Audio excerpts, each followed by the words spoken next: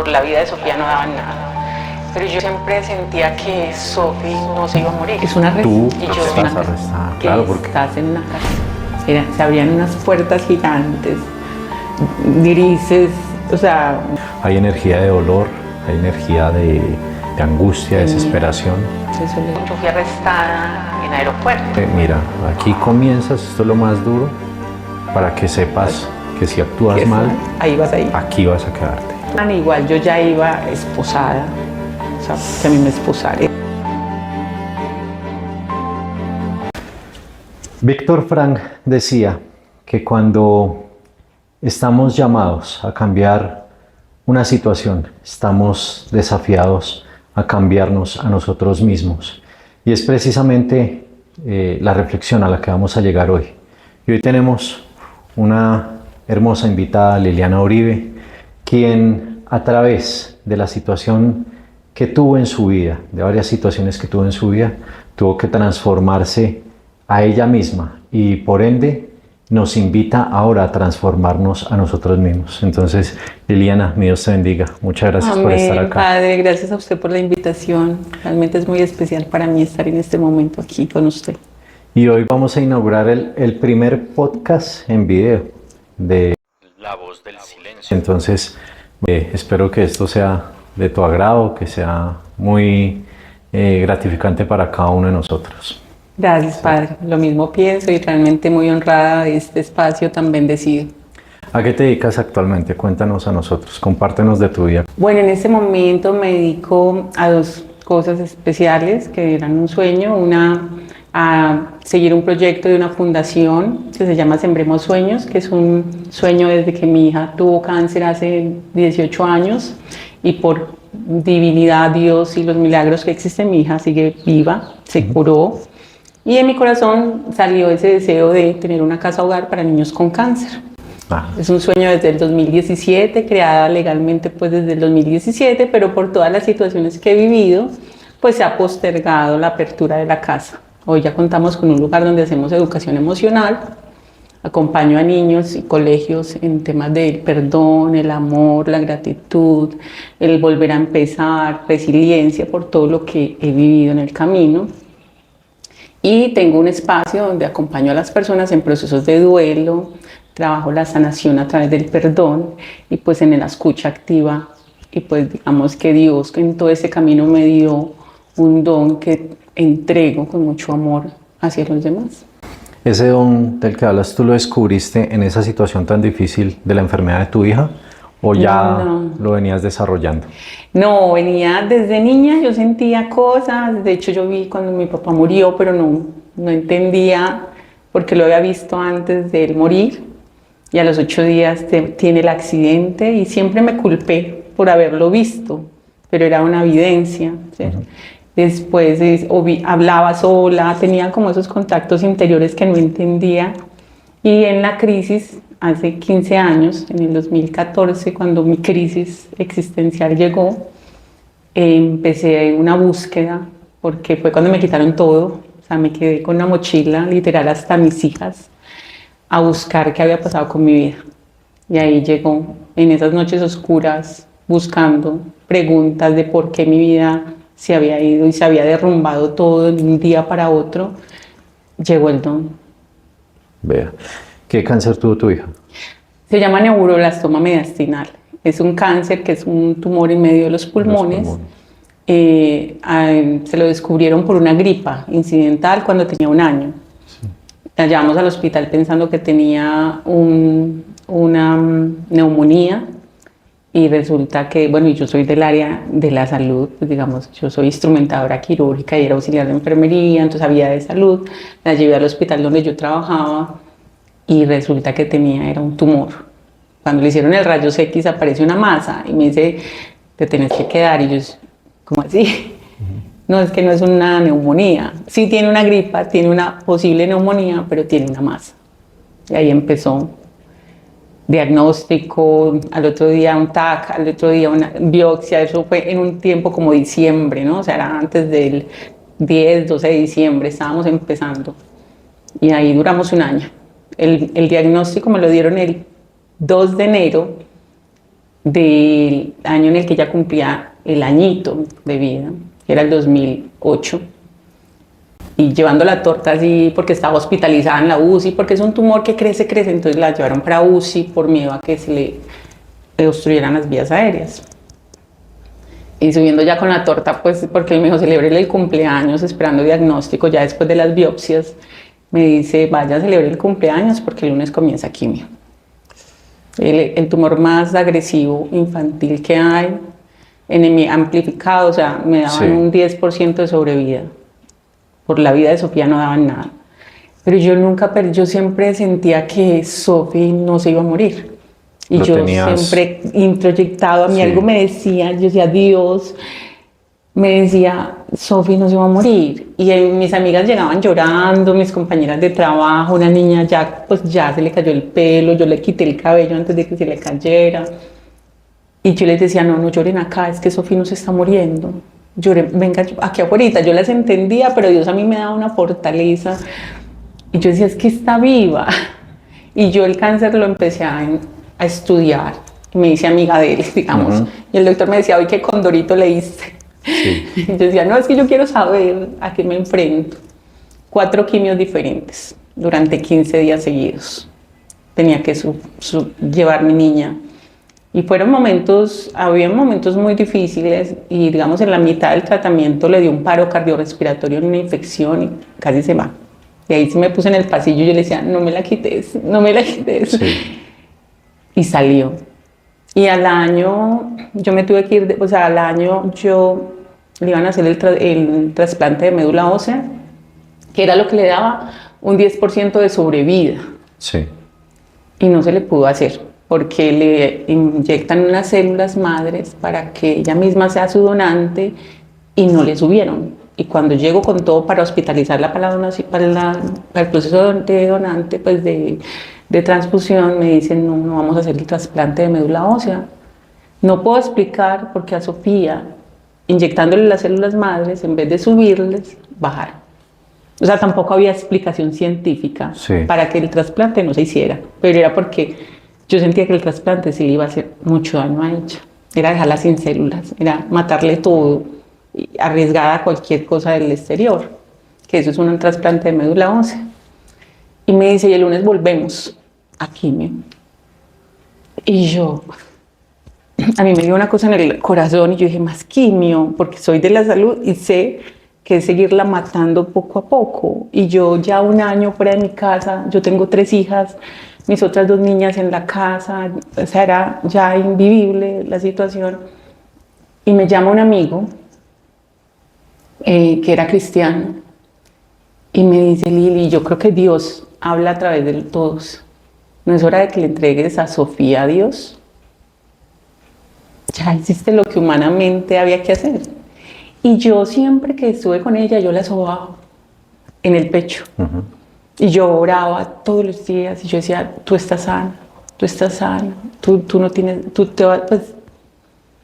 Y yo sentí como esa paz, como eso es lo que usted tiene que hacer. Y digo, ahí Dios me volvió a hablar. Y al otro día me fui con el doctor y le dije, doctor, me voy con Sofía. Llorando, obviamente, y me dijo, pues la mamá es la única que sabe que es lo mejor para sus hijos. Vete 3 meses y volvés. El hecho es que me fui a pasear con ella, con no sé qué, volvimos, era octubre, en enero, le hacen un TAC, voltea después de mirarlo y me dice, lo único que te voy a decir que no puedo como sostener delante de mi gremio es que Sofía no puede ser atea. Así, imagínate. Que Sofía no puede ser atea. Cuando Sofía crezca, dile que no puede ser atea. Claro. Porque se dio un milagro. Porque no había nada. O sea, una masa de lo que se había ido en octubre, había todavía un 40% de masa de un tumor resistente a quimio, de un tumor agresivo, de un tumor que las células crecían locamente y a enero no había nada. Se llama remisión. Científicamente, 1 en 10.000. Sí. Un milagro. Y hoy mi milagro tiene 19 años. 19 años. Tiene sí, más que lo creo. ¿Y a qué se dedica ella? Sofía ahora está estudiando programación en la universidad, trabaja porque es bilingüe, porque a través de todo lo que hemos caminado. Sí. Son bilingües mis 3 niñas. Qué bueno.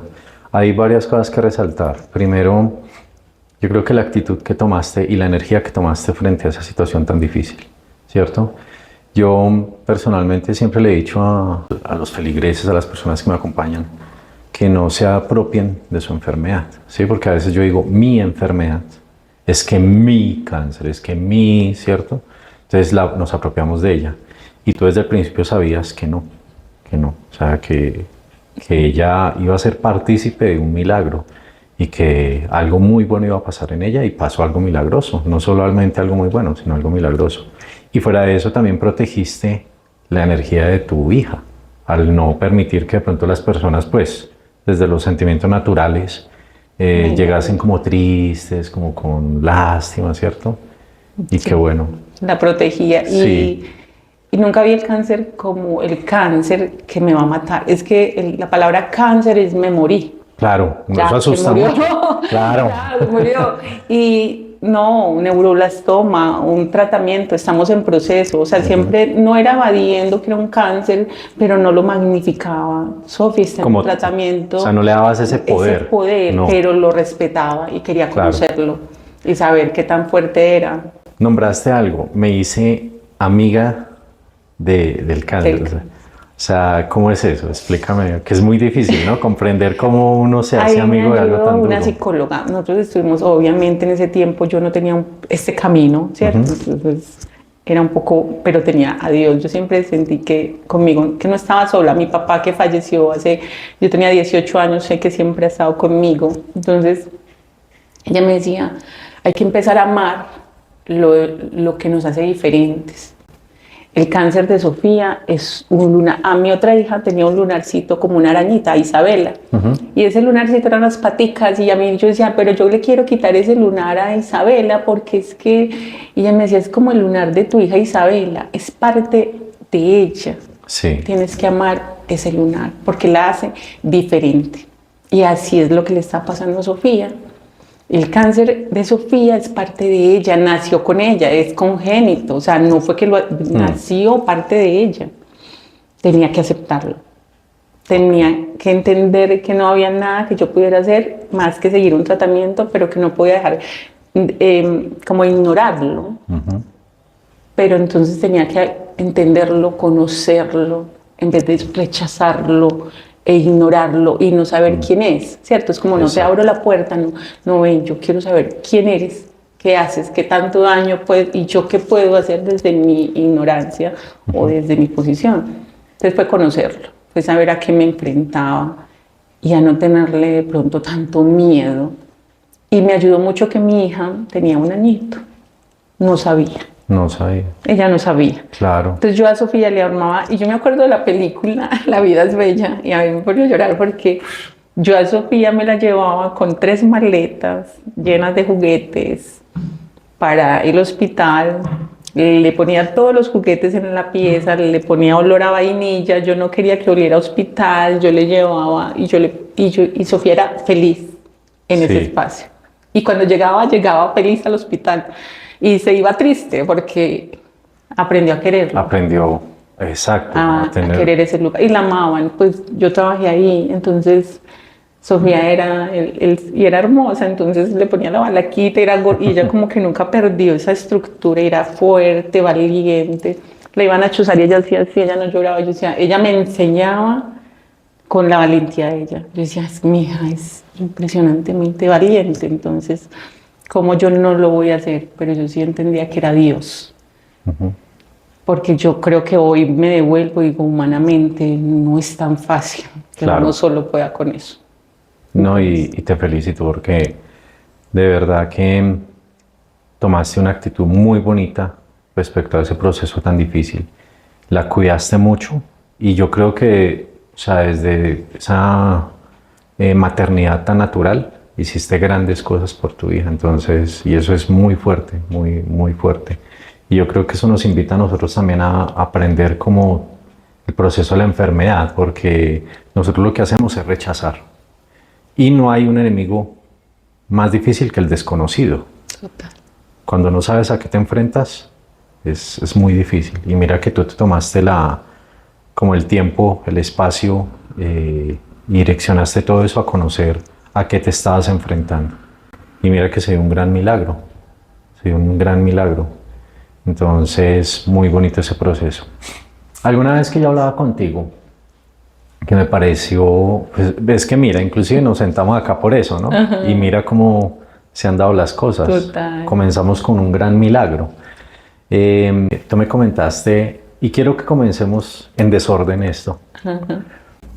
Quiero que nos cuentes a nosotros una experiencia que tuviste en el exterior, ¿cierto?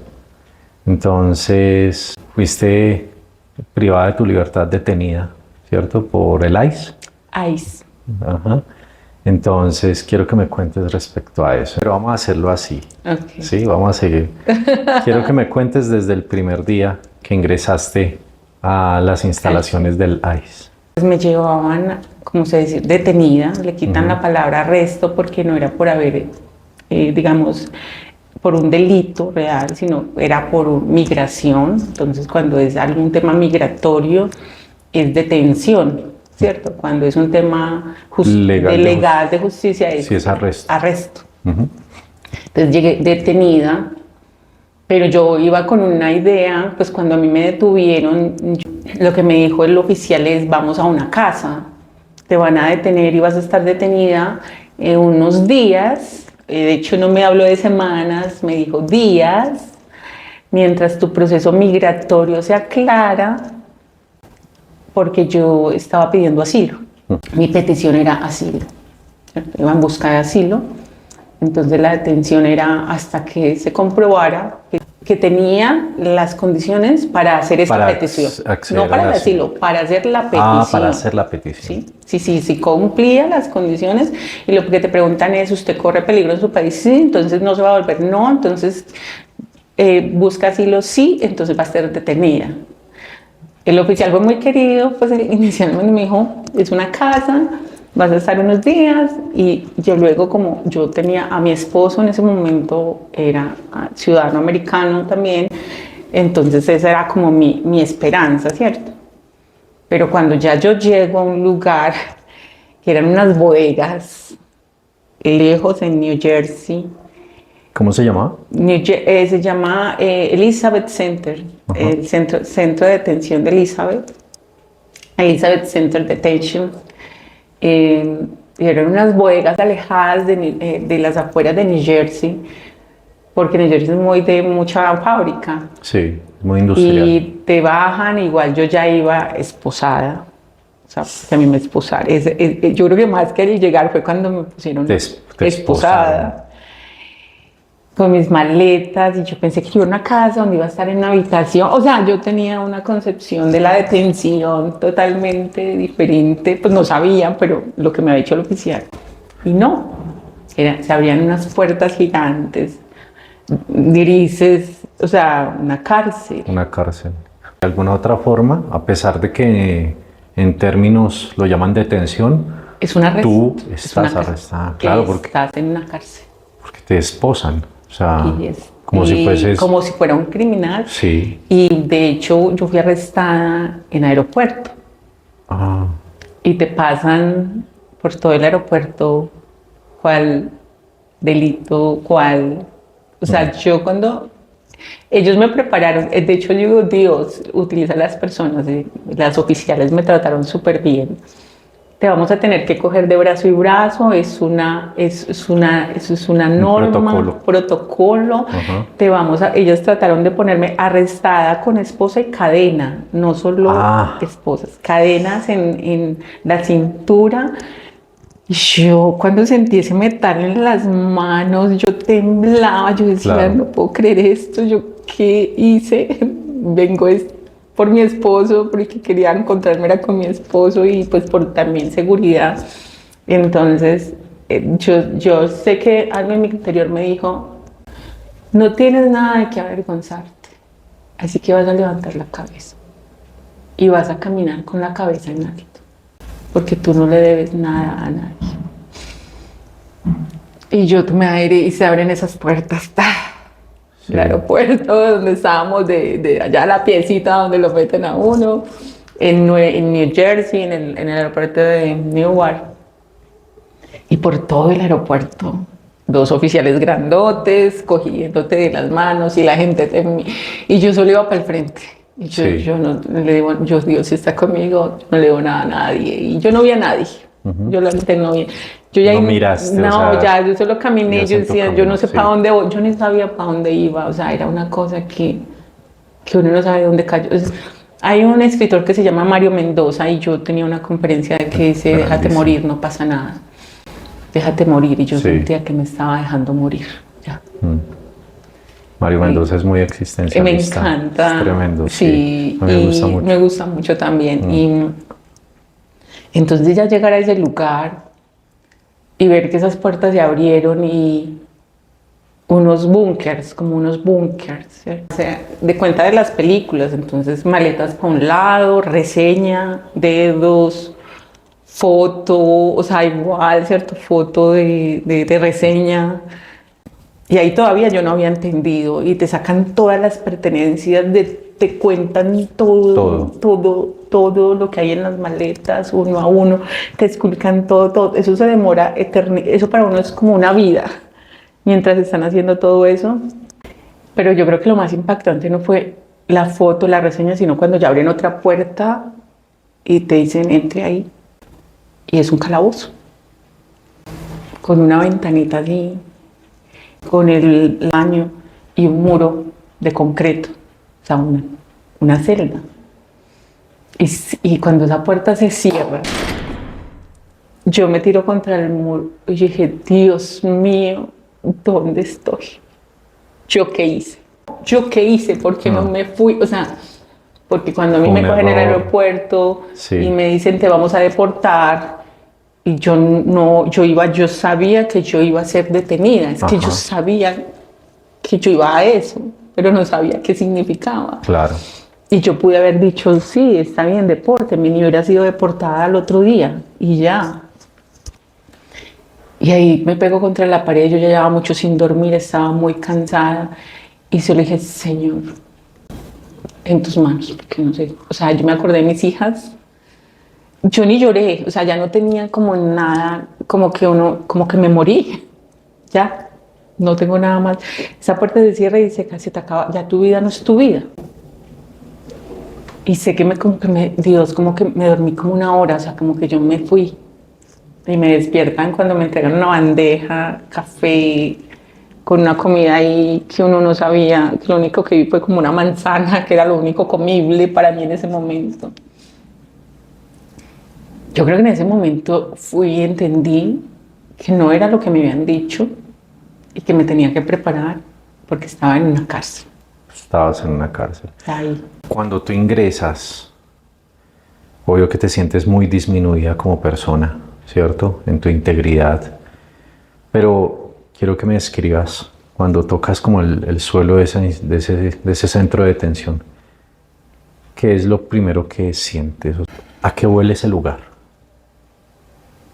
Quiero que recuerdes y que me digas a qué olía ese lugar. A soledad, a frío, a humedad. A humedad. A humedad profunda, aunque eran limpios, ¿no? Porque no conozco los de nosotros en nuestro país. No, eso sí es una gran diferencia. sí, pero eran limpios, pero mucho frío, muy frío. Un frío helado, un silencio abismal, o sea, de ese silencio que duele, que es sepulcral. Sí. Otro idioma, entonces una persona hablándote. Y yo creo que cuando llegué en ese calabozo fue un impacto, pero cuando me sacan y me entregan una bolsa, como un costal con una cobija, una almohada, una pijama, un cepillo de dientes, un jaboncito, y te dicen quítate todo, te meten a una ducha helada del pelo hasta los pies y te quitan todo, te despojan, despojarte, o sea, despojarme de mi ropa, de lo último que de tenía, lo único que te quedaba de lo en ese último que momento. me quedaba porque ya no tenía nada más. Me entregan un papelito con lo que había en el... Eso es una tarjeta que dice todo lo que tenés en esa maleta. Eran 2 maletas, pero no, o sea, eso y una bolsa con cobija, almohada, una sábana, como los crocs o las sandalias, la pijama, una ropa interior, una peinilla, un cepillo de dientes. Y ya, y báñese. Y eso, y ya uno temblando en ese frío, en ese olor a húmedo, en ese olor a silencio, a dolor, a miedo, a soledad, a incertidumbre. Es impresionante. Es impresionante y lo recuerdo en ese momento y se me viene esa imagen, esas paredes altas, esos muros, señalado el piso, caminan por acá, o sea, unas por un lado, no se camina en el centro, se camina por la orilla. Por las orillas. Para no chocarte con los que vienen. No dejan caminar hombres y mujeres al mismo tiempo porque en un lugar hay hombres y mujeres pero separados. Ajá. Y las puertas se cierran igual que en las películas, se abre una y se cierra la otra y suena igual, o sea, y cada puerta cerrada es un paso más lejos de la vida. Ahí se siente uno que se está muriendo. O sea, ahí uno se murió para el mundo.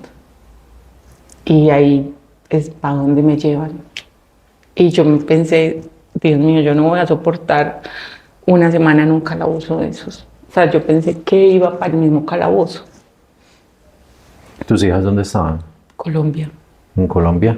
Sí, ¿Con quién las habías dejado? Con mi mamá. ¿Y ellas de pronto ya habían tenido noticias tuyas o no? No, eso... El único que tuvo noticias fue mi esposo en ese momento, porque yo me fui preparada en cierto sentido, ¿no? Me grabé, tenía que grabarme y pues investigué como el teléfono de mi esposo de Estados Unidos porque solo te permiten una llamada a Estados Unidos. Entonces yo lo tenía memorizado y me lo anoté en varias partes del cuerpo porque no se me podía olvidar. Entonces cuando me preguntan si me deportan y digo que no, me dicen que si tenía alguien en Estados Unidos, digo que mi esposo, me hacen una pequeña entrevista, me preguntan por qué me voy a quedar, pues porque el riesgo de volver a Colombia y me dejan llamar a mi esposo. Es el único que supo que me iban a detener y ella le contó pues a las niñas, pero obviamente yo no quería que las niñas supieran. Claro. O sea, estaban muy pequeñas. Pero tú dentro de la institución podías percibir el paso del sol. Podías decir está de día, de noche. No tenías. No, ahí no había. No se percibía. Ahí en ese momento no. Luego cuando me llevan a donde ya voy a permanecer, ya se abre una puerta, pasar después muchos pasillos y muchas puertas, un portón grande y mi sorpresa y yo creo que fue mi alivio en cierto sentido era que se abrió una puerta y habían como 30 mujeres ahí en ese lugar. Era un salón grande, donde todas permanecíamos juntas, o sea, no estuve sin un día en el calabozo y ese calabozo era el castigo. Ese era un lugar para castigo. Para cuando alguien se portaba mal, lo mandaban ahí. Varios días. Ok. Tú comenzaste por lo más duro. Sí, total. Comenzaste por lo más duro. O sea, mira cómo es el sistema, ¿no? Como diciéndote, mira, aquí comienzas, esto es lo más duro, para que sepas que si actúas mal, ahí vas a ir. Aquí vas a quedarte. Total. Esa celda fría, tú misma dices, hay como, pues uno no lo percibe tanto como sonido, sino energéticamente. Hay energía de dolor, hay energía de angustia, desesperación. De soledad. ¿Pero todos estaban ahí por temas migratorios? ¿O? No, habían algunos. Los uniformes te identifican el color. El color de la detención es azul. Es un uniforme azul. Y en Estados Unidos específicamente el color del delito es naranja. Naranja, sí. Uno ve en películas todo es naranja, que es como un overol. Y habían algunas con naranja, pero sí. eran temas legales, temas de robo, pero no eran delitos graves. Ok. Digamos, o porque ya se quedaron o sea, ya era un delito, pues eran deportables por que se quedaron, no sé, ilegalmente, pero por, ¿cierto? O cometieron alguna infracción de tránsito, que es un delito. Claro. Entonces allá un delito puede ser algo muy simple acá, pero allá todo es un delito a veces. Entonces no eran delitos graves, eran delitos como legales, ¿sí? Más que por asesinato o algunas por extorsión, cosas así, pero no, me tocaron como 2. ¿De eso tenías conciencia al principio o lo fuiste aprendiendo? No. O sea, tú no sabías a quién te ibas a enfrentar. No, es que a mí me dijeron para una casita, Claro. unos días. Yo me dije, no, la casa de campo de unos días. Claro. Y salgo, y yo no me imaginé, no, unos días allá en una casa como una casa comunitaria. Yo dije, una casa comunitaria que ya más o menos yo tenía conocimiento porque no era la primera vez que iba. Pero no me imaginaba que era un lugar de esos. O sea, nunca me imaginé una cárcel, nunca me imaginé ese lugar. Y yo me imagino que como uno ve películas, todo eso, entonces uno tiene miedo a qué personas va a enfrentarse uno, ¿cierto? Porque uno no sabe por qué delitos están ahí. Quiero que me describas la primer persona que también está detenida, con la que tuviste contacto. ¿Cómo fue ese encuentro y qué percibiste? Cuando se abre la puerta, para todas es tanto para uno que entra como para las que están allá, es como una novedad. Una persona nueva que llega, pero como todas llegamos de la misma manera, entonces la compasión es muy grande. Ah, qué bueno. Sí. O sea, hay un acogimiento. Un acogimiento compasivo como que cuando tú sientes que, cuando esa puerta se abre, uno siente que uno se va como a desvanecer, porque uno no sabe qué va. Pero llega ese grupo de mujeres a recibirte como si fuera tu casa. Entonces, una me cogió, es que uno vaya como sin fuerzas, llorando, pues ya uno entra en una angustia. La una me cogió la bolsa, a uno le dicen qué número, como que literal le toca. Entonces, mientras la una me cogía la bolsa, la otra me iba tendiendo la cama, pues qué bueno. la otra me sentaba y es colombiana, ¿de dónde eres? Es colombiana. ¿De dónde Ay, colombiana, mira que hay otra colombiana. Entonces, Catalina, mira, una paisana tuya. Entonces, Catalina llega, me abraza y me dice, tranquila, no estás sola, yo estoy contigo. Qué bueno. Y Dios, y 30 mujeres más, todas en otros idiomas, porque lo más mágico de ese lugar, porque pues sí que es magia, es haber conocido tantas mujeres de tantos lugares, de tantos idiomas, y en noches tan duras como esa primera noche, orar juntas. Te invitaron a orar. Orábamos. Sí. Todas las noches. Todas las noches. Todas. Nos convertimos y bueno, yo en mi proceso pues me convertí en cierto sentido también en esa oradora, porque aún en ese momento yo mantenía esa fe que me mantuve con Sofía. Yo digo, en los momentos más difíciles de mi vida, Dios me ha cargado. Y de eso sí doy fe. No he sido yo. Ha sido Dios, los ángeles que Él manda a través de las personas, los que no veo también, mi papá, porque sola no hubiera podido pasar tantas cosas. Claro. Pero yo me sentía acogida y agradecida. Trataba todos los días de bendecir esa noche, ese día, después de llorar mucho, porque por más que te acojan pero ya te empiezan, tranquila, mira esto, y entonces la primera llamada, ven, te la regalan, porque eso hay que tener plata para llamar, y ven, llama, di que ya estás acá, llama a tu esposo, o sea, ese momento se volvió mi familia. Se volvieron, en ese mismo instante que ingresé, eran mi familia. Catalina, ¿tienes contacto con ella? ¿O lo perdiste o qué? Lo perdí hace no mucho, pues no es perdido. Yo creo que se va distanciando uno, pero nunca vamos a dejar de ser. Es más, fue muy lindo porque la que me recibió, con ella misma salí. Fuimos las dos, salimos las dos el mismo día. O sea, las dos, Dios nos sacó a las dos el mismo día. ¿Catalina de dónde? ¿De qué parte? De Pereira. Ah, es pereirana. Y yo me había ido desde Pereira. O sea, yo en ese momento estaba viviendo en Pereira cuando decidí coger el vuelo a New Jersey. ¿Y cómo era la rutina? Un día a día ¿A qué horas Día a día te despertaban a las 4 de la mañana, habían horarios, habían horas como toques de queda. Entonces en ciertas horas del día había que parar todo y sentarte en la litera por una hora. Era como conteo, se llamaba conteo. El conteo es que cuentan que estén que todas. estén todas? Lo típico de Lo toda tipo- cárcel. Sí, entonces el conteo son en varias horas del día y cuando hay conteo, todo el mundo en su cama por una hora más o menos, mientras el conteo termina en todo el centro. Entonces te despiertan muy temprano para conteo, el desayuno es a esa hora, o sea, 5 de la mañana, 5:30, y uno empieza a vivir en el reloj de la comida.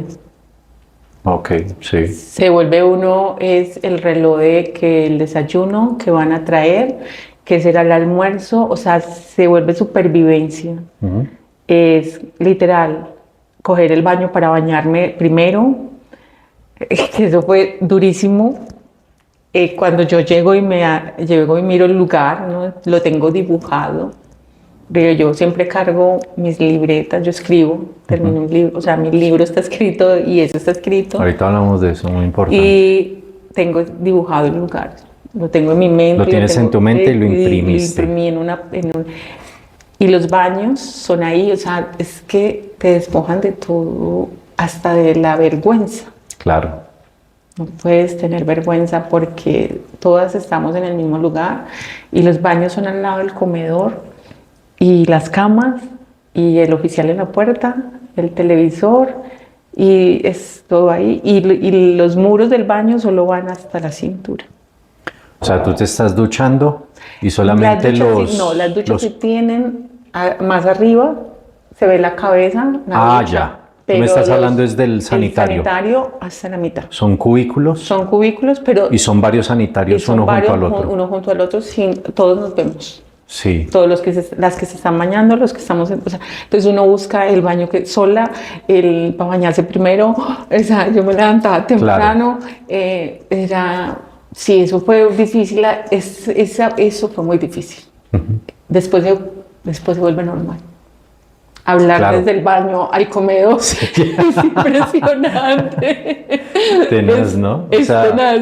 Como uno se va adaptando a algo que para uno es muy extraño. Y bañarse con otras personas y con otras mujeres. Y bueno, yo soy de la salud, uno tiene un vestido, uno de pronto se quita la ropa, pero con ropa interior y pues, pero no, ahí no. Nada. Y el baño, o sea, tu parte más íntima, todo, lo más de uno es para todas. Después del conteo, desayuno. Baño, primero el baño, desayuno baño. Y nos repartíamos funciones para hacer el aseo del lugar. No había una obligación de que tuvieras que hacer algo, pero el que hacía como que tenía beneficios, entonces era como que también podías ir a la lavandería, podías ir como a la cocina, ayudar, y si eso te ayudaba a salir de ahí y a tener como un beneficio, te daban comida o te daban cosas, entonces uno prefería tratar de salir cuando había cupo para salir, hacer voluntariado. Y uno se dividía, las unas barren, las otras trapean, las otras limpian. Había que mantener el lugar aseado, la cama muy bien. Nos enseñaban cómo tender la cama. Con una sábana y una cosa, había que tenerla bien. Y eso me gustaba porque pues para mí la limpieza sí era muy importante. Pero de ahí ya el televisor para las que todo el día se la pasaban viendo las novelas. Y uno se la pasaba entre eso y en estar llamando, en ahorrarlos. A uno le dan una cierta cantidad de minutos que se te van de una. Y hay una cosa que llaman la comisaría, que es un aparato, como un lugar donde tú pides tus cosas personales. Porque allá solo te dan jabón, cepillo y colino, pues que sabe maluco, o sea... Entonces uno a la familia te dan una clave para que ellos te puedan depositar con unos códigos, dinero, entonces ya con ese dinero puedes comprar. Y era muy duro porque había gente que no tenía nadie que les le pudiera enviar cocinar. dinero. Pero entonces uno ya sabía, y a los que no tenían, pues yo tenía a mi esposo que me mandaba. Pero no era fácil, era muy complejo. Claro. Y el tema de la llamada, que se acaban los minutos, uno no quería que esa llamada terminara, esperar la visita, cuándo iban a venir, porque mi esposo vivía en Nueva York y yo estaba en New Jersey a 2 horas. Las visitas eran cada 8 días de 1 hora no más. Entonces en la rutina era mirar cómo comunicarte, bañarte y de ahí para allá tratar de llevarte el día de la mejor manera. Ujú. Yo escribía, leía y hablábamos mucho, o sea, nos contábamos historias, nos empezamos a conocer. Entonces el día se la pasaba uno entre crear vínculos, conocer la historia, y ahí el proceso era algo muy importante. Estábamos ahí para demostrar que teníamos un peligro en nuestro país. Estábamos detenidas ahí para ir a otro lugar y decir, que se llama la prueba de miedo creíble. Es una entrevista que te hacen y donde se hacen ciertas preguntas de cierta manera para tratar de confundirte y que tu versión, lo que tú se supone que estás teniendo en tu país, sea verdad o mentira, ¿cierto? Entonces, Claro, porque hay gente que pide asilo, pero sin tener una causa verdadera, sino que quiere vivir, quiere emigrar en otro país. Entonces el tiempo transcurre en esperar la prueba de miedo creíble, para saber qué tan creíble es tu historia y si te da yo iba a apelar el parol, que el parol es como un tutor, porque como al estar casada con un americano, con una persona con una nacionalidad americana, entonces tenía la posibilidad que fuera mi parol, mi tutor, salir con un tutor. Entonces, cuando es detención por aeropuerto, es posible esa figura.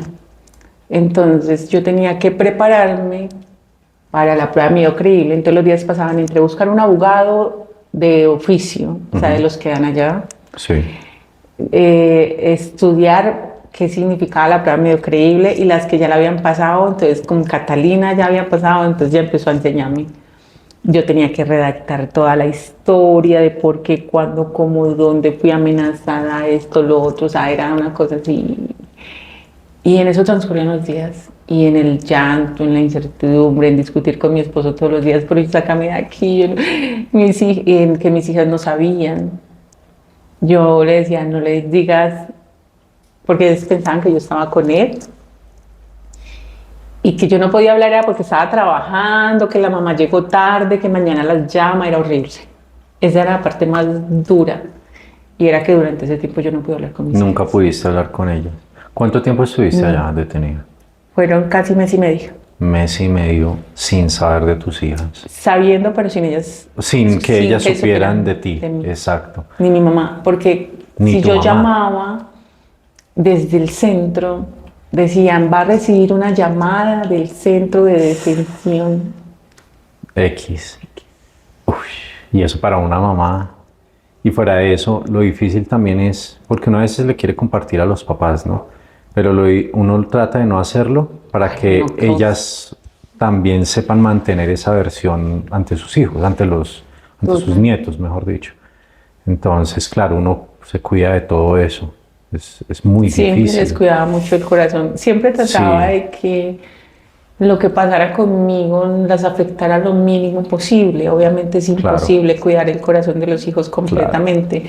Entonces sí, fueron un mes y medio muy duros, donde sí, habían días, pues te lo puedo contar ahora muy sonriente, pero días de mucha incertidumbre, donde uno sentía como yo no puedo abrir esa puerta y salir. Era increíble, la mente no lograba asimilar cómo yo, teniendo el mundo del otro lado, yo no lo podía cruzar, no lo podía ver. Y en ese lugar era como un salón grande donde solo se filtraban pequeños rayos de sol, y ahí uno sabía si estaba de día o de noche. Y nos permitían ir al gimnasio, en ese lugar sí nos permitían ir al gimnasio a un lugarcito de máquinas una vez al día o cada 3 días, o sea, día por medio. Entonces yo iba cada vez que se podía. Decían, habían varias cosas: el gimnasio, la iglesia. La iglesia, que eran más que todo pastores que iban a evangelizar, y era acompañarnos. Ese era un momento. Claro, era un espacio necesario. Claro, bendecía enormemente, porque era gente que venía de afuera. Claro. Ver a alguien de afuera, tener contacto con alguien, orar, cantar, escuchar la palabra, tener un momento de comunión. Pero lo bonito de nosotras, o en este grupo que yo estaba, era que todas las noches nosotros teníamos ese encuentro. Entonces yo empecé desde el primer día a ver ese momento como un momento muy bendecido en mi vida. Y yo este proceso en Elizabeth lo tomé como que no todo el mundo va a tener la posibilidad que tengo yo hoy. Sí. De saber qué es estar en un lugar de estos, de conocer a tantas mujeres hermosas y tantas historias difíciles, más que las mías, y verlas ahí, y vernos cogidas de la mano, orando en diferentes idiomas. Yo decía, esto es de Dios, o sea, escuchar el Padre Nuestro En otros en idiomas. otros idiomas, abrazos de personas de otros mundos, o sea, que uno dice como hermanas. Entonces eso, en una parte de mi libro digo, a veces la cárcel está más afuera que adentro. Hubo momentos allá donde me sentí más libre que afuera, porque uno aprende a vivir. Interesante eso. Allá te sentiste más libre, ¿sí? Afuera. Que afuera. ¿Qué te liberaba? Aprende uno a vivir el momento presente. Sí. El carpe diem. Carpe diem. El carpe diem es aquí vivir el aquí y el ahora. Y eso de el olvidado asombro de estar vivos, que también lo habla Mario Mendoza. Era aquí y ahora. Era aprender que no estaban mis hijas, no estaba mi esposo, no estaba Colombia, no había... Estaba yo con 30 mujeres más y Dios en medio. Y era apoyarnos, ayudarnos, el dolor de la una, el dolor de la otra, era vivir en pos de esa comunidad en la que estábamos, pero no habían teléfonos, no habían distractores, éramos una comunidad en pos de la comunidad. Entonces aprende uno a soltar un montón, la ropa la misma, nos echábamos color con lapicitos de colores, celebrábamos cumpleaños, Sí. Con las sábanas tendíamos las mesas, con las tortas las hacíamos con galletas en el microondas, o sea, era una cosa que uno dice de un cumpleaños, con todas aportando un poquito de la comisaría que se llamaba lo que guardábamos de la comida. El ver que era todo tan básico como qué me voy a comer hoy. ¿Qué voy a comer hoy? Que a veces ni nos damos cuenta que vamos Sí. a comer y que no valoramos, y ahí darte cuenta del valor de todo lo que hay afuera. Entonces, igual que con mi hija, me pasó que con mi hija cuando estaba en quimio, dormida con esa quimio pasando, yo me paraba por la ventana del hospital y le decía a Dios, veía a la gente caminando en la calle, yo decía, Señor, te entrego todo, todo, hasta mi vida, porque mi hija está allá afuera. Oye, nosotros somos seres muy complicados, ¿no? Porque a veces, mira que ustedes construían grandes momentos con pequeños detalles. El hecho de, por ejemplo, de colocar una sábana en una mesa para simular un mantel. Por ejemplo, ya vienen fiestas, viene Navidad.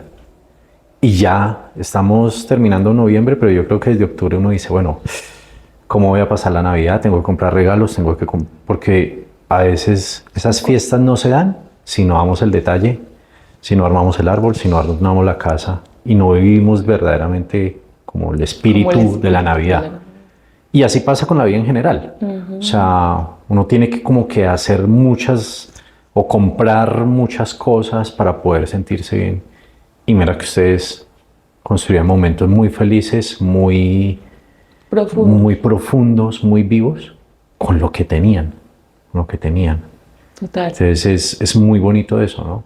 Y yo creo que eso nos debe invitar a todos a lo mismo, a valorar lo que tenemos, a no perdernos en como las banalidades del mundo, sabiendo que con poco podemos hacer mucho.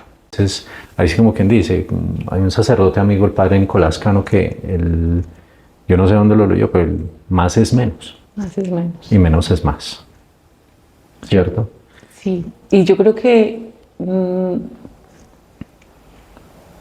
siempre bendigo ese momento y siempre oro, trato de siempre que oro, orar por todos los que están en esa situación. En esa situación. Porque una oración de acompañamiento se escucha. Es más, uno empieza a ser muy compasivo con el otro, o por lo menos me pasaba, porque me acuerdo mucho de que mi historia no era nada. para las historias que escuchaba, o porque es un lugar donde estás tan vulnerado, tan vulnerada, la fragilidad humana está en su límite, es un lugar donde te despojan de ti y te tienes que volver a armar con lo que hay.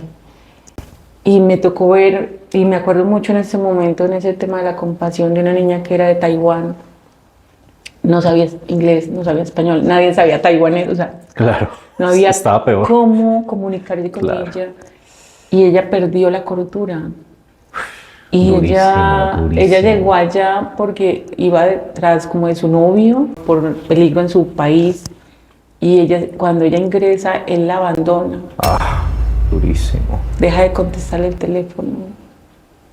A mí me da escalofrío porque No, es a una ella historia la muy pusieron al dura. frente de mí. Las literas era como decir esta y otra acá. Así, una cosa de cemento con un colchoncito. Y ella estaba al frente mío y ella se sentaba todo el día y no era perdida, pero en las noches se paraba enfrente de la cámara, lloraba, ella como que pedía que la sacaran de ahí, era angustiante, y la de es que la abandonaron, el novio la abandonó, no tiene familia, no tiene quien le ayude, está, ¿sí? Su dolor era tan profundo y estaba tan descompensada que yo una vez sentía miedo de que te hiciera algo, ¿cierto? Porque estaba... Claro. Pero no era estaban entre el buscables. miedo y la compasión a entender la vulnerabilidad en la que ella se encontraba, en que el amor realmente nos salva, en que realmente a mí me salvaba, el amor por mis hijas y esa persona que estaba allá, que era mi esposo, que me escuchaba todos los días, que iba y me visitaba así fuera una hora cada 8 días, y eso me sostenía. Y el amor de todos orando, ¿no? De todas las que estaban conmigo. Pero esta niña estaba sola, no podía comunicarse con nosotras, no tenía nadie que por el teléfono le dijera estoy contigo. Y sentí esa vulnerabilidad como si fuera mía. Y yo la miraba y le trataba de decir con mis ojos, ella como que porque ella empezó a rechazar a todo el mundo, o sea, Claro. del miedo y de la rabia. Pero en momentos se sentaba en la noche y yo la miraba y yo decía, yo cómo le digo que la quiero acompañar, y yo no sé si cogí la Biblia porque yo andaba con la Biblia, yo siempre he andado con la Biblia y no soy la más religiosa, pero es algo mío. Y se la entregué. Y yo creo que en ese momento Dios en ella hizo algo, como decirle no estás sola. Espera. Me entregas una Biblia, me imagino que en español. Sí. ¿Cierto? Mi Y ella Biblia. la toma y ella... Ella baja la guardia porque era agresiva. Era agresiva, no permitía que nadie se le acercara. Y se pasa a mí, o sea, ahí hace que se pasa a mi litera A tu litera. y deja que la abrace. Uf, Y lloré con ella. hermoso, hermoso ese testimonio. Y lloré con ella y creo que y lo escribí. De la historia que más me acuerdo es de eso. Porque la sentía tan abandonada, que yo creo que ahí uno entiende cuando se pierde la cordura humana, es que el amor nos salva. Literalmente, el amor así imperfecto, y lo escribo así tal cual en mi libro, el amor aún imperfecto nos salva. Varias cosas que resaltar. Primero, la importancia de la comunicación. Ella estaba aún mucho más presa porque no tenía forma de cómo comunicarse, ¿cierto? Eso empeora mucho esos estadios, mejor dicho. Total. Segundo, que el amor se convirtió en un lenguaje. Creo yo. No sé, ¿tú qué me dices? Sí, es que el amor no necesita idioma, no hay idiomas. No nos dividen los idiomas, no nos dividen los países, yo creo que nos divide el ego, El ego. ¿no? pero cuando el ego se acaba, Sí. porque ahí ya no hay ego, ahí ya todos somos igualitas. Ya todos Todos estamos en las iguales. mismas condiciones, comiendo lo mismo, durmiendo Sí. a la misma hora, poniéndote la misma ropa. O sea, el ego se destruye totalmente. Se destruye el ego. Sí. Y que- Y bueno, y algo más que resaltar.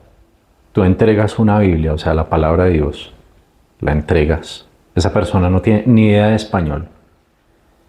Ella percibió que era la Biblia y, fuera de eso, ¿qué concepciones religiosas tenía ella? Es tremendo. Es tremendo porque no se reunía con nosotros. Claro. Ella no participaba en el grupo de la comunidad, pues de todo, porque no importaba la religión. Exacto, ¿no? No Es importaba, que era esa fe a lo que fuera, o sea, claro. al Dios que exista, al que me escuche, ¿cierto? No, es que hay una detención física, emocional y psicológica, y uno tiene la necesidad de expandirse espiritualmente. Para adentro. Claro. Estamos en la noche oscura del alma de San Juan de la Cruz. O yo creo que no solo hacia adentro, el espíritu se expande, creo yo, ¿cierto? Por ejemplo, una experiencia breve. Yo mediante la oración trato de expandirme con la creación, ¿cierto? Ser partícipe, de estar en comunión con todo lo creado, con Dios, con los demás. Y yo creo que en esos momentos, en esas detenciones, en una cárcel, para las personas que están en la cárcel, detenidas, necesitan, o sea, es necesario expandirse espiritualmente. O si no, eso sería brutal. Es que si no pasa eso, yo creo que ahí es donde se pierde todo el sentido de la existencia humana. No hay una razón. No habría una razón. Y yo creo que ahí es donde las personas toman decisiones tan radicales y difíciles, ¿cierto? Porque se pierde todo sentido. Es que no hay sentido. Sí. No hay nada que te ancle a algo. Ya no existe una esperanza, se acaba la esperanza, se acaba la fe, es esa certeza de lo que no ves, ¿cierto? Entonces, no lo veo, pero creo en eso, creo que va. Y allá se crece esa fe, o sea, no sé, eso se expande la parte espiritual, porque es de lo que hay que aferrarnos para poder sostenerse. Y aparte de eso, del amor, de la compañía, del entretener tu mente, porque si no, claro, habían personas que no podían, no iban a poder, y mentalmente se descompensaban, y la sacaban, pues se descompensaban mentalmente, pero descompensarte era irte para una clínica. Era otro tema más complejo. Claro, ya es la depresión. De una clínica, ¿no? Y allá te meten a una clínica y eso es complicado salir, porque ya te están declarando un enfermo mental. Un enfermo mental. Entonces ese es el riesgo también. Cambian también, protocolos, cambia todo. Y allá te llevan al médico, te evalúan, te revisan y tienes que ir al médico y tienes que tomarte la medicación y eso sí es muy estricto. Tu salud, es que la vida de nosotros está en sus manos y ellos tienen que responder por ella. Por ella. A mí, pues yo estuve en un lugar así, ahora, pues no sé, cierto, se dicen muchas cosas, pero pues nunca me vi ni vulnerada en mi persona, ni nunca fui agredida, pero sí el trato a veces es fuerte, te hablan duro, te tratan... Como las autoridades. Pero córrete, ve, no, muévete, haz rápido, ¿cierto? Te intimidan de cierta manera. Pero pues habían otras también muy queridas guardas que te trataban bien. Pero ahí la protección era entre todas, era como cuidarnos todas, aunque también existían los conflictos normales, como en toda la vida comunitaria. Se trataba de llevar todo como de la mejor manera. Nos alegrábamos de las alegrías, nos llorábamos de las tristezas, pasaban cosas y todas participábamos de eso y mucha parte de mi tiempo me la pasé escribiendo y leyendo. Y pues siendo una escucha, digamos que siempre he sido una escucha, entonces siempre me he dedicado mucho como a esa parte de escuchar. Y bueno, y también de mostrar mi vulnerabilidad de cuando era yo la que lloraba, porque me dediqué también a discutir, entonces era una discusión, un llanto, era una frustración diaria, ¿no? Claro. De no saber cómo salir de ahí, de cuando te llevan a la prueba de miedo creíble, que es un estrés, que es otra vez vuelvan y como las películas te encadenan, ahí ya desencadenada, de manos y pies, con grilletes en los pies y en las manos y en la cintura. Mejor dicho, una persona de alto peligro. Y el bus igual, o sea, y te llevan, y el protocolo para subirte al bus, y el bus es con rejas, y esa era una hora de Elizabeth, Y, y esa prueba es intimidante, todo el día ahí con lo mínimo de comida. A mí me tocó de última, llegamos como a las 7 de la mañana porque te hacen madrugar mucho y salimos como a las 5 de la tarde y a mí me tocó de ultimitas y uno con un almuerzo allá es un burro, una cosita así, una botella de agua y una manzana y cosas así, o un sándwich. Pero uno ni come del estrés. Y la prueba es muy intimidante y de eso depende tu vida y, o sea, Claro. como todo. Entonces, Porque tú dices, bueno, si yo Paso la la embarro, no voy a... no voy a pasar. No voy a- Y uno, si se está pasando todo eso es porque quiere estar Claro. con su pareja o con su familia allá. Claro. ¿En algún momento sentiste que no ibas a salir de ahí? ¿Que no ibas a avanzar? Sí, hubo momentos en que tuve mucho miedo porque habían personas que llevaban un año Llevaban un año en ese proceso. allá. Mm. Porque uno dice, no, eso es un mes, 2 meses. Pero había una niña cubana que llevaba un año. Y yo decía, Dios mío, yo no puedo. Yo más de un mes no puedo.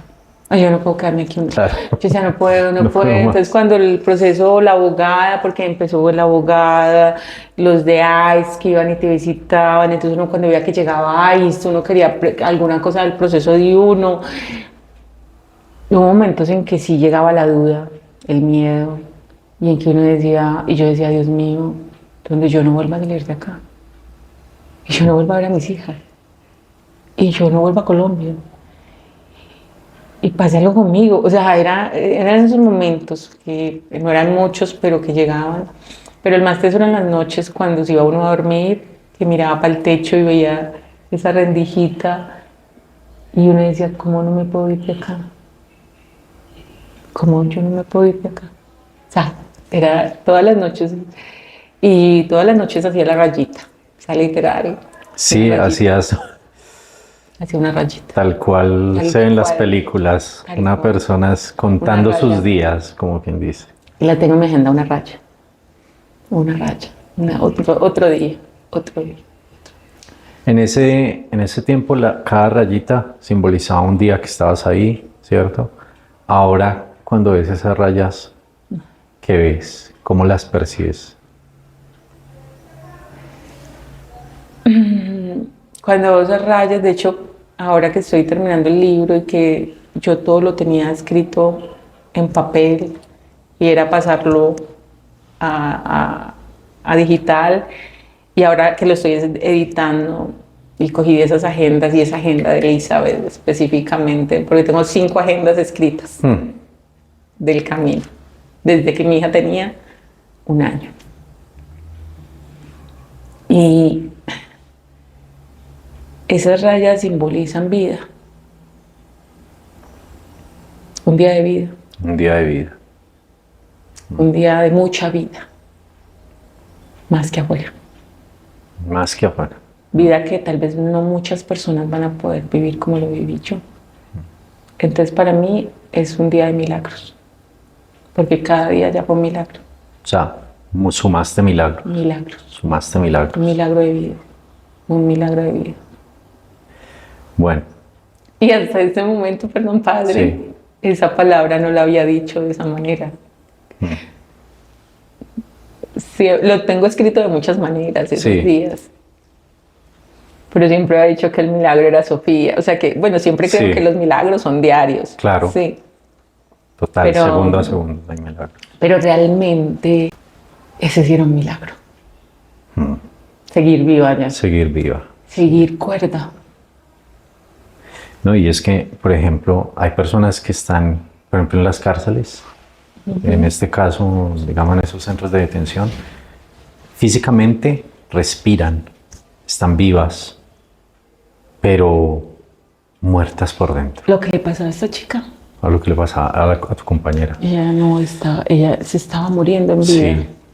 Ella no estaba ahí, ella estaba ahí ya en otro mundo, ella no estaba ahí. No, y es que yo me pongo en sus pies. Vino con una ilusión, esa ilusión se evapora, se va, la deja abandonada. Y el amor, es que Exacto. te abandona el amor. Es que digo que ese es de los dolores, perdón, padre, más grandes del ser humano. Claro. Es el abandono. Claro.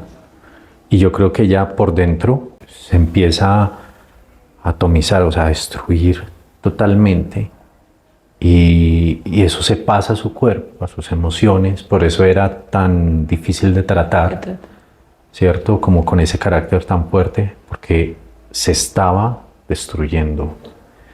Y una cosa es destruirse físicamente y otra cosa emocional y espiritualmente. Es de los dolores que son más difíciles de llevar. Y eso le pasó a ella. Total, yo a veces más que miedo hasta de mi vida, porque ella me llegara a hacer algo, me daba miedo de su vida, de que se hiciera algo, Sí. de que algo yo no pudiera hacer en la noche. Es más, hubo un momento en que ya yo no me sentía capaz porque ella volvía y recaía, ¿no? Entonces yo no me sentía capaz de contenerla. Entonces en un momento sí sentí inseguridad y dije, necesito moverme porque no sé qué puede pasar conmigo. Porque aún así ella a mí me mirara ya diferente, después de ese momento, ella recaía, porque es que ella se estaba sumiendo en un dolor, en el abandono. Yo ahí lo describo como, ella se sentía arrancada de la vida, de todo, o sea, se sintió, no, es que yo creo que no, ni siquiera la palabra abandonada se puede ahí para eso. Ella estaba en un momento donde su mundo se destruyó. se destruyó. Se destruyó totalmente. No había mundo para ella. Ven, ¿y qué pasó con ella, sabes? A ella se la llevaron, yo cuando salí, ella estuvo un tiempo más, como 15 días, pero realmente el estado mental estaba Destrozada. destrozado y se la llevaron. Fue muy ¿Se la duro. llevaron para dónde? No sabes. Uno dice que para una clínica, pero pues al final nunca Todo es supimos. incierto. Todo es ¿Tú incierto. recuerdas el nombre de ella? No, No recuerdas no el lo nombre. recuerdo porque es que siempre le decían Taiwán, era como por algo, la- porque era de por Taiwán. el origen. Entonces decían Taiwán está, no sé qué, Taiwán, pues quedó como Taiwán, porque el nombre era No, eso difícil de pronunciar. Es que no, es muy difícil, pero mira todo lo que conlleva. Una persona que no es reconocida por su nombre, que nombre. primero que todo, todos tenemos nuestra identidad. Esa persona perdió hasta su propia identidad. Sí, claro. Y Es las personas no impresionante. la veían a veces no había compasión, ¿no? Porque también Claro. daba miedo para muchas y no entendían su reacción violenta, porque ella gritaba, no dejaba dormir, Sí, no era se paraba en la cámara, y yo veía eso y decía así, a uno le daba miedo, pero también esa compasión de pobrecito, o sea, no que pecado, sino esa alma está muriendo, esa alma está en agonía. Claro. Esa alma está diciendo auxilio y nadie la podía entender porque como ni los guardas entendían el idioma, ni nadie podía entender qué estaba diciendo. No había nadie que tradujera, es que ella quiere esto, es que ella quiere, solo se entendía que quería que la sacaran de ahí. Y obvio que ella se muestra ante una cámara porque necesita Servir, que la que la identifiquen, identifiquen. necesita que la miren, necesita que, o sea, estaba gritando auxilio de todas las formas, física, espiritual y emocionalmente, estaba gritando esa mujer. Dios quiera que, pues no Sí, sé, siempre oramos y yo creo que alguien después nos dijo que ella había Impresionante. sido deportada, que sí había Ojalá. sido deportada Y que ojalá y esté que con su hubiera podido familia. llegar a su familia. Yo siempre oraba por Dios eso, yo quiera, decía, Dios y quiera. siempre preguntaba, ¿saben algo de la niña de Taiwán? ¿Saben algo? No, porque siempre uno queda como yo volví a visitar, o sea, cuando salí fui a visitar a las que quedaron y con las que salí también salieron otras y ya después nos pudimos encontrar afuera a recordar como todo lo que vivimos. ¿Ah, sí? Sí, con varios. Y aún todavía me escriben por Instagram Ah, qué o bueno. por Facebook o tengo contacto con ellos en mi WhatsApp, pues tengo unas que tengo en mi WhatsApp. O sea, tienes muchas nacionalidades en tu WhatsApp, en tu Instagram. Sí, es mujeres, que historias. el tema de la detención el tema migratorio y de detención, pues tal vez al mico mío que decidí por vida transitarlo, ¿no? Y yo sé que a lo que más miedo le tenía en mi vida era una cárcel. Yo decía, Yo paso lo que sea, menos una Menos una cárcel cárcel. o un secuestro. Yo creo que mi memoria, no sé, qué tiene ahí que recordar, pero siento que le tenía pavor. Entonces ahora comprendo y ahora no recordar, ahora estoy como asimilando que era como lo mismo de mi papá, que yo ya sabía que iba a pasar por ahí y por eso le tenía tanto miedo. Lo acabo de asimilar. Sí, sí, mira cómo se van dando las Wow, lo cosas. acabo de... Todo tiene una raíz. o Uy, sea, qué teso, porque yo sí, siempre decía, padre, que, bueno, no sé, yo creo en otras vidas, con el respeto, pues, sí. de todos los que no crean, yo creo que uno Ajá. vive varias vidas, entonces Sí. yo a veces decía, no, eso fue que yo en otra vida fui detenida, fui encarcelada, fui, bueno, fui en tal cosa, pero ahora haciendo el análisis, ¿por qué le tenía tanto miedo a una detención? Y era que mi alma ya sabía lo que iba a pasar. Bueno, Imagínate. qué fuerte, qué Muy bonito. fuerte, muy fuerte. Sí, sí, sí, sí. Yo creo que lastimosamente el Tiempo. tiempo no nos va a dar, Hablo mucho. porque no, pero mira que encontramos cosas, me han causado mucho impacto, ¿no? Uno a veces no dimensiona todo lo que pasa en estos centros. Por ejemplo, el tema de tu compañera me tocó muchísimo. Y yo creo que nos va a tocar a todos. Son las historias que ahí es donde uno se da cuenta, uff, estoy muy bien. Y uno a veces, lo que yo te decía, a veces nos complicamos tanto y nos quedamos por unas bobadas. Es que lo más lindo, padre, por ejemplo, yo soy muy auditiva. Sí. Entonces yo el libro lo voy editando y oral y lo pongo a que lo lea Mm. y lo grabo. Wow. Y esa parte de ella la tengo grabada. O sea, lo que escribí de ella. Sí. Y como lo tengo escrito, pues como de una manera en que lo sentí en ese momento. Y dice, lo que más recuerdo de esa mujer fue su vulnerabilidad. Y yo creo que ya esas palabras las tengo acá, porque cada vez que yo me siento como mal por algo, la pongo. Y recuerdo que hay momentos más difíciles Ay, sí. que los que tal vez yo esté viviendo en ese momento. Y siento que esa vulnerabilidad de ella me recordó la mía. Porque también lo digo ahí, ella me mostró a mí misma mi vulnerabilidad. Tantos momentos que yo me sentía abandonada. Porque igual que ella, en una detención, uno se siente abandonado en la vida. Ella ahí encerrada, pero uno aquí afuera, igual es aún más vulnerable. Yo creo que allá uno tiene más fuerza que acá afuera.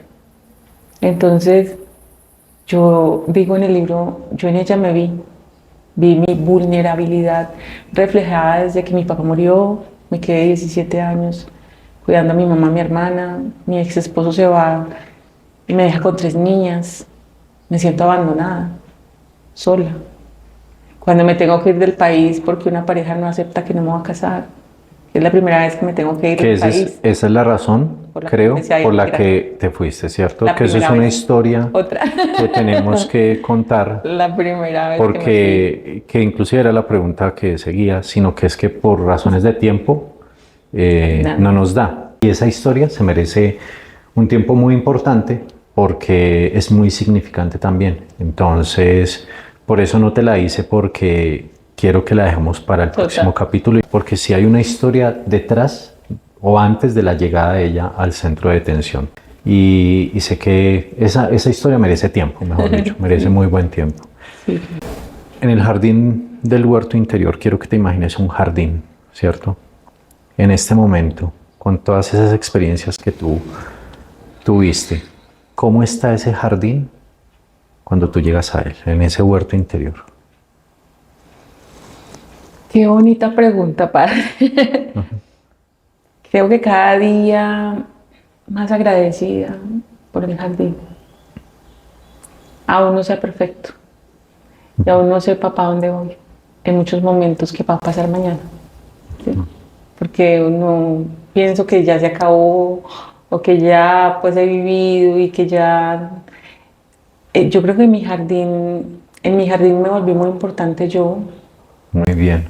Ah, Me volví qué bien. una prioridad que había dejado a un lado por seguir otras cosas, a otras personas, poniendo en riesgo mi vida de muchas maneras. Entonces creo que empecé a poner mi jardín, ponerme yo primero en mi jardín. Pues en ese jardín entro conmigo y he aprendido a estar en mi jardín sola. con Dios, con todos los seres hermosos que llamemos ángeles, luces, como no me siento sola, he aprendido a vivir. O sea, en este momento tu jardín, hay paz, claro, muchas experiencias. En medio del caos, porque no quiere decir que Claro, mi vida ese jardín tuyo no está, continúa. pero alrededor está el mundo. La vida, el mundo, lo mismo, Ajá. no cambia nada, no ha cambiado nada afuera, Sí, ha cambiado adentro. Sí lo puedo decir hoy, sí ha cambiado adentro. qué lindo, qué linda esa respuesta. Qué linda esa Y respuesta. gracias a la pregunta, porque a veces uno lo piensa, ¿no? Y como todos los seres humanos tenemos momentos de crisis, de olvidar estas historias, por eso las trato de leer. Y yo creo que el libro es eso, un recordatorio para que mis hijas también lo lean. Yo creo que lo hice por mí, por mis hijas. O sea, Ese es tu legado. ese es mi legado de ustedes pueden, Qué bien. ustedes pueden. No importa lo que pase, ustedes van a poder y no van a estar solas. Qué lindo, qué lindo.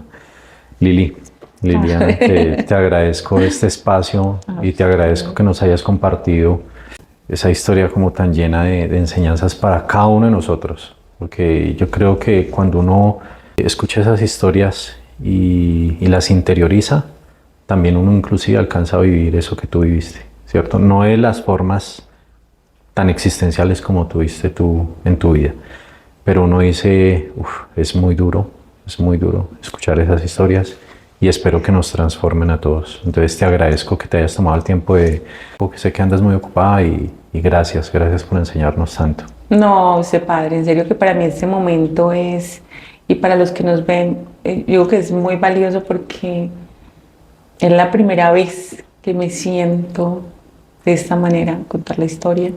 La he contado hace poco a pocas personas. En el libro está escrito todo, porque por eso lo quise, ahí está todo.